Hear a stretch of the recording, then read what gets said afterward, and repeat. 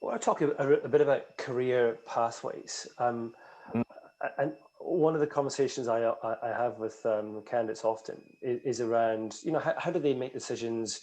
How do they keep to their core but ensure they gather enough experiences so that they're competitive and as mm, they move through a business into more senior leadership roles. Now, if the core is brand marketing and you stay in brand marketing, is that mm. enough to get to be a marketing director or a CMO, or have you got to do other things? I'm not going to sit on the fence. I'm going to give you an answer, but it does depend on the organization. So if I think about um, my time at Pacific Brands, you could have been a brand marketer and become me, like that sort of group marketing manager. They didn't have a group CMO. They had sort of different divisions. So the most senior marketing role in our division was the group marketing manager. You didn't have to have P&L responsibility, at all. I sat in the meetings, but there weren't many levers. I wasn't holding price. I wasn't holding discount. Right. I wasn't holding on product. The product general managers had that. So yes, could you be a brand marketer only and get the CMO role at Dominos or Diageo?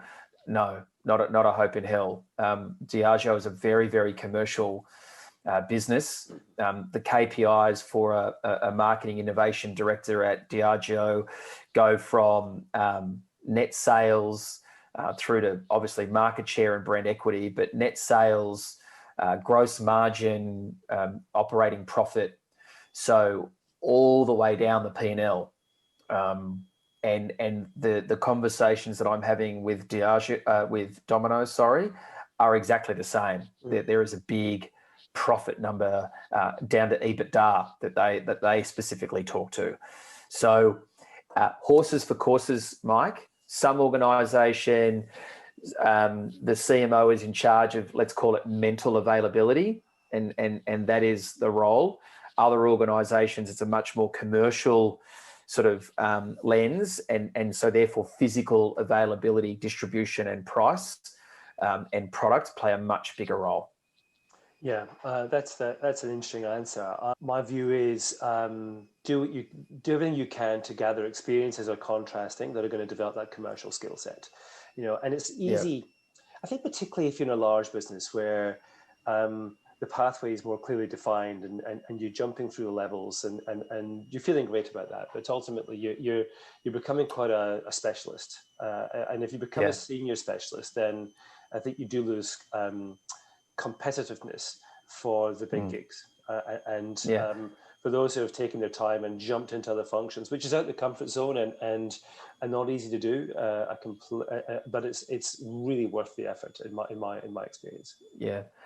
There's so many things going on in the marketing sphere now that it's tricky to have it all. But the more experiences that you can get, you're just sort of building up this armory. Some people might look at my resume and go, he's jumped around a bit. And I'm like, yeah, I've got a complex family set up and we've made some decisions on geography, based off that or roles. Mm-hmm. But I've been in startups, I've been in scale-ups, I've been in ASX listed companies, I've been on companies that are on the American Stock Exchange, the UK Stock Exchange, direct to consumer, big retailers. So, I'm not saying follow my path.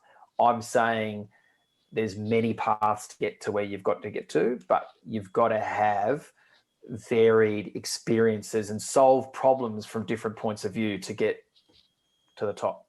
Perfectly said. I completely agree. And that's what the perspective gives you of contrasting experiences, exactly what you say about solving problems from different points of view.